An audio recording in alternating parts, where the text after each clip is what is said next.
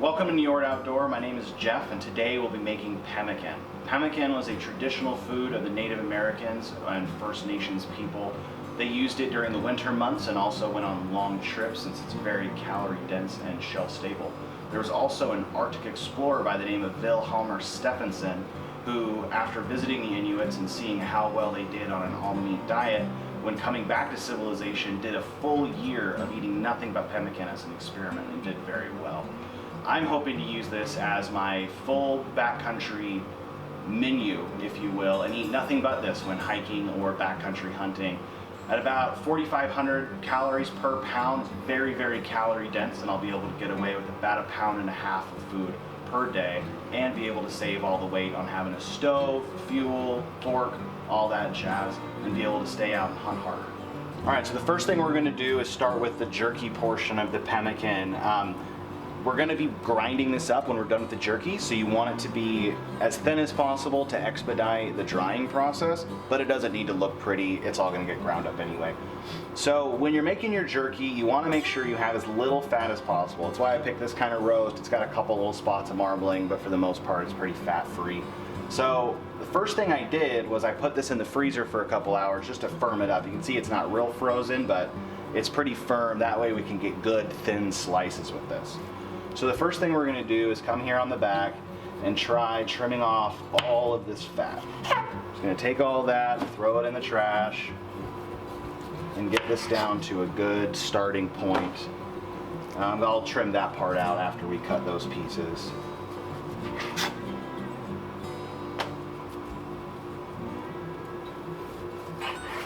You can see being frozen allowed us to get real thin slices like that. You also want to make sure you have a very sharp knife when doing this. Dull knives are the most dangerous kind of knives to begin with, but just for this, it's going to make life much easier if you sharpen your knife before you get this thing going.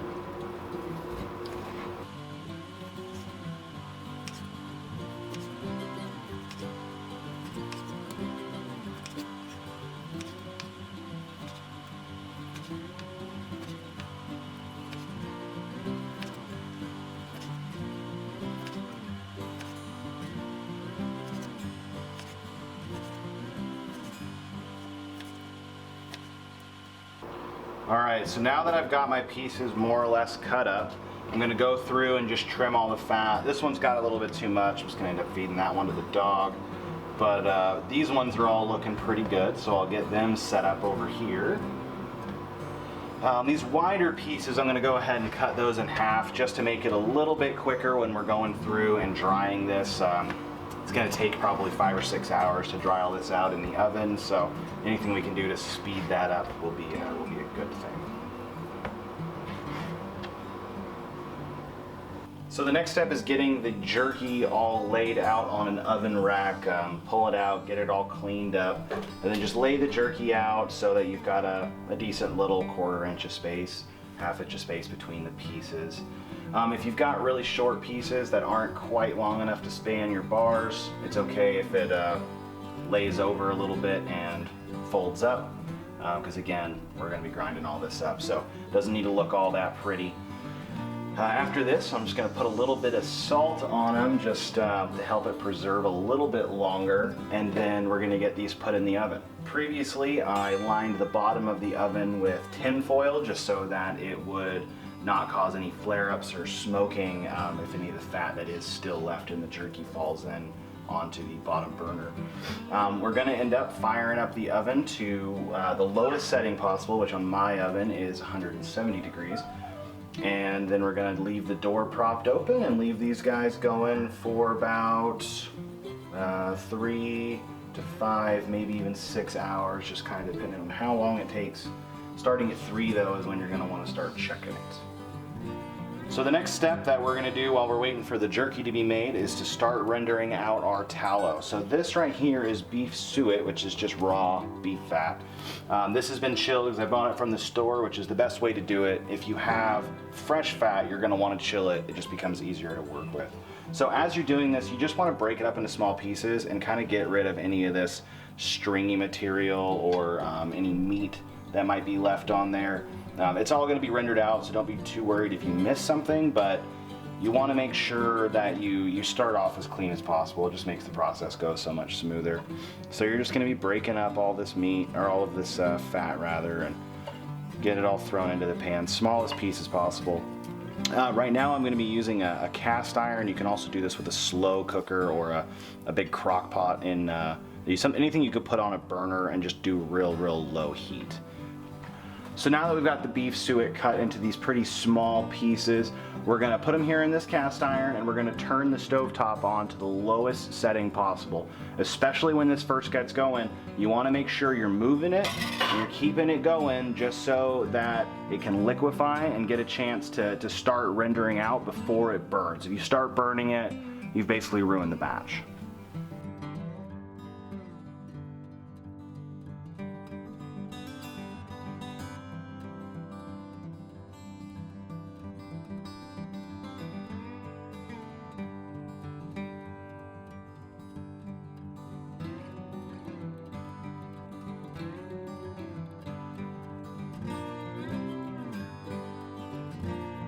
Alright, as you can see, this is rendered down real nicely. A lot of liquid, way less volume as far as the chunks go, but you can still see that it's bubbling quite a bit. You want to keep this stirring, though at this point it matters substantially less, but it needs to render until there's no more bubbles. It needs to be completely clear and not having any more bubbles at all. That's when you know that it's completely rendered.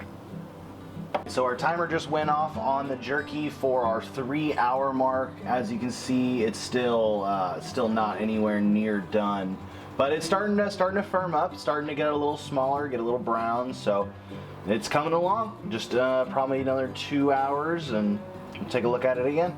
All right, this is a completed render here. There's not any bubbles, and even when you stir this around, you know, there's no bubbles or anything like that. So this one's all done rendering out, and next thing we're gonna do is we're gonna take it and strain it into a Pyrex to catch the fat and get rid of all of the large chunks that did not render out.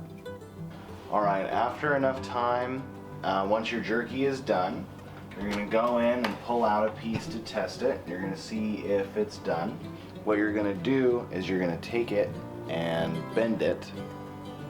And when you bend it and it cracks but doesn't break in half, that's when you know it's done. That's what you want. So we finally got the jerky done, and I do mean finally, because it took, I don't know, 8.5, 9 hours to finally dry the jerky all the way out. Once you get the jerky done, the next step is to grind it up into a fine powder, and then we're gonna mix that with the liquid tallow that we made before, and that's when we're gonna get to our finished product, the pemmican itself. So right now we're gonna jump on grinding the jerky.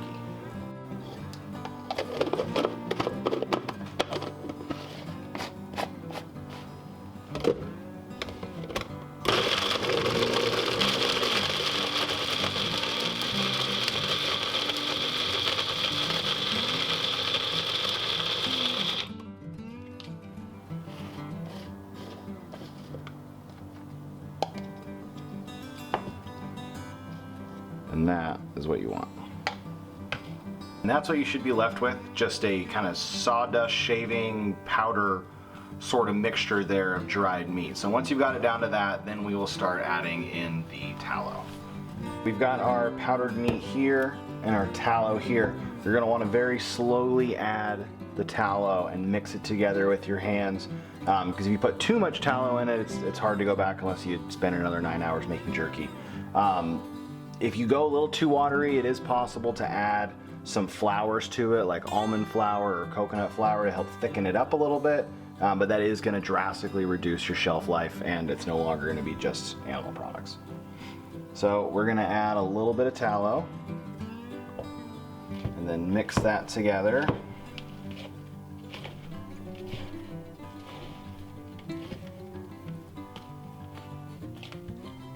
A little bit more.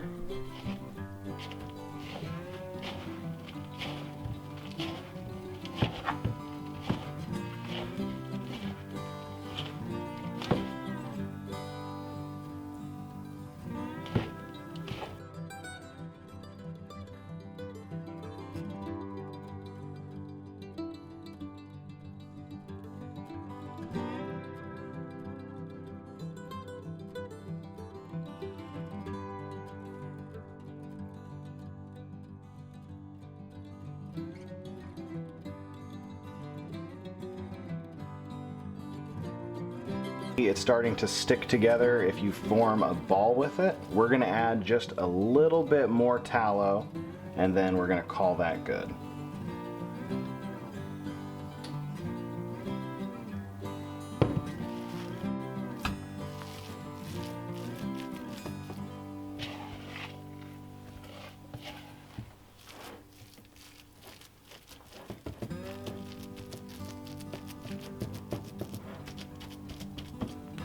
I've got it spread out into a dish here so that it can cool and harden, and then you can later cut it into brick pieces or bars. You don't have to do it this way. A lot of people will just roll it into balls and then let those balls cool and dry. But I think this works a little better for partitioning it up and spacing it out. So we're gonna throw this in the fridge to cool down and harden, and then we'll break it out later and cut her up. And that's how you make pemmican. So we're finally done with the whole thing. We're gonna get it thrown in some Ziploc bags and thrown in the fridge.